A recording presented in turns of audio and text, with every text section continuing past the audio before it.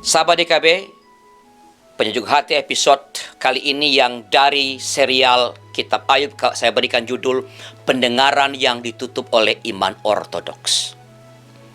Sahabat, keyakinan yang ekstrim pada ajaran tertentu bisa membuat seorang Kristen kehilangan belas kasihan yang justru merupakan unsur yang sangat asasi dalam iman Kristiani.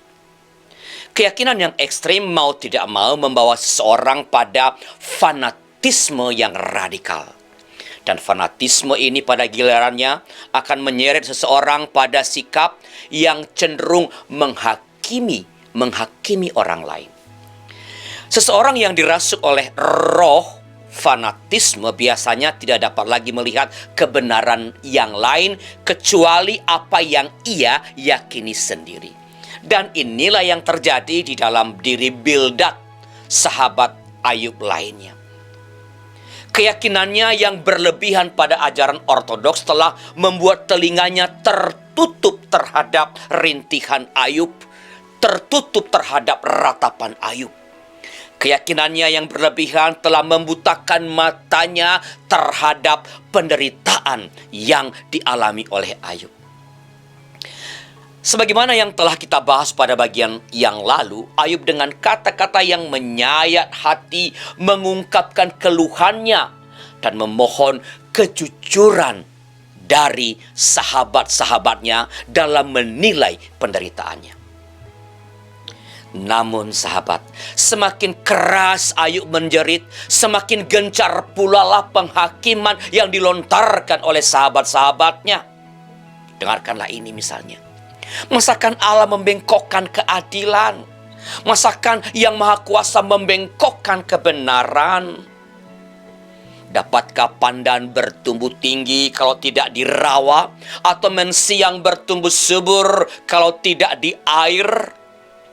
Lenyaplah harapan orang fasik yang andalannya seperti benang laba-laba, kepercayaannya seperti sarang laba-laba.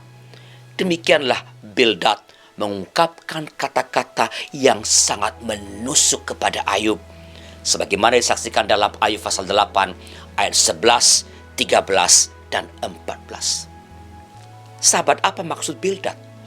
Apa yang hendak dikatakan Bildad kepada Ayub melalui kata-kata yang puitis seperti ini?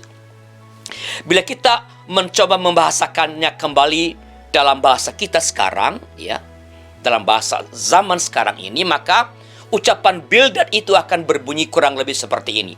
Hai Ayub, mulut Anda terus-menerus memohon penjelasan. Tidakkah Anda tahu bahwa penderitaan Anda itu datang karena dosa Anda sendiri? Bukankah Allah itu adil dalam tindakannya? Bukankah Tuhan senantiasa memberi kesehatan dan kelimpahan kepada sebuah orang yang taat kepadanya? Tetapi orang berdosa akan mendapat hukumannya. Penderitaan adalah bagiannya, dan kesusahan hidup akan selalu mengikutinya. Sahabat, kata-kata Bildad ini sangat tajam dan jelas-jelas mendakwa Ayub sebagai orang yang berdosa. Bildad mengetahui, bahkan juga menyaksikan kesalehan Ayub yang menonjol, dan bahwa Ayub adalah orang yang selalu mengulurkan tangan kepada siapa saja yang membutuhkan, yang memerlukan pertolongannya.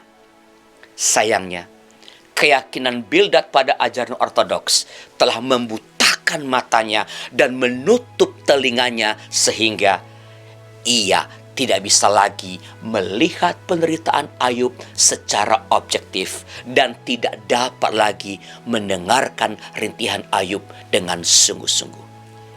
Keyakinannya ini telah membuat Bildad mengangkat dirinya sendiri sebagai menjadi hakim terhadap sahabatnya, yaitu Ayub. Dan bersamaan dengan itu, ia memandang dirinya dan keyakinannya sebagai satu-satunya yang benar. Bildad telah terjebak dalam keyakinannya sendiri.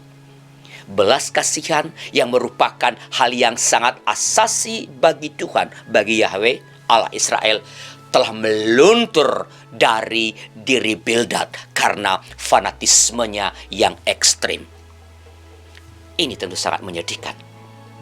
Namun yang jauh lebih penting sahabat, ialah kita belajar dari pengalaman Bildad ini sambil terus berdoa agar kita dan semua orang yang percaya kepada Tuhan tidak terjebak dalam hal yang serupa.